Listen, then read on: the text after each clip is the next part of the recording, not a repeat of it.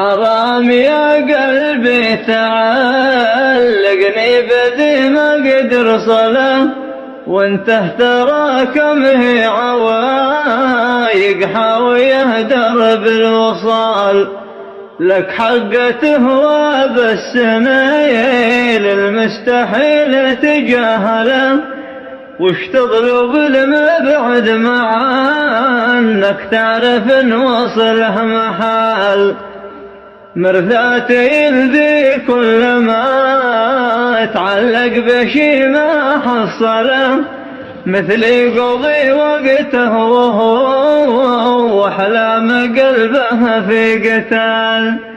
الحظ يعصف بي وهذا واقع الجوم قبله، وش فايدة كثر العتاب وش فايدة كثر الجدال.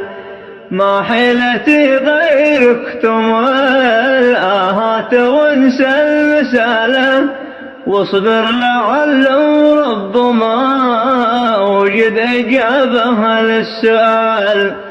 والصبر مفتاح الفرج أيضا وحل المشكلة، وذي ما اعتاد الصبر ما عنده لصد الهم بال. لولا انه يتجلد واخي واقعي واتحمله، يمكن قد اختليت في ظل الحوادث والهوال. ويا سامعي ذا فصل والثاني خذه وتأمله، واسمع معاناتي لعلك عشت في نفس المجال. واسمع رواية من حياتي بالدموع مبللة، قصة من الواقع ولكن صارت اقرب للخيال. قصة مليئة بالأماني والظروف مبهذلة، والشوق يحداني وانا ابصر كل شي صاب المنال. ها وانت يا ذي لجلك الكلمات جات مفصلة، اسمع قصيدي واعلم لولاك ما كتبت القوال. اسمع رسالة من محبك بالحنين محملة، من شخص حبك من كثر ما يوصفونك بالجمال.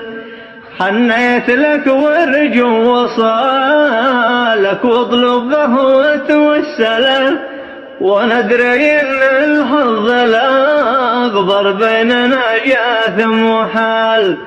من كل جانب شوف آمالي طرقها مقفلة، لكن عسى الأيام تتغير ويصلح كل حال. من ناحية خايف ترد اللي عناك وتخذله، والمال من ناحية لكن والله انك خير مال.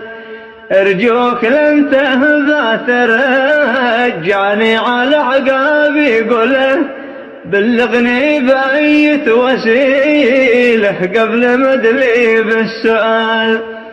احذر امام الناس تكسر خاطري او تجهله، او ما تعلن الخواطر كسرها قهر الرجال. الامر لك وانت المخير ترفضها وتقبله، وارجوك لا تصبح طموحاتي كتابها في رمال.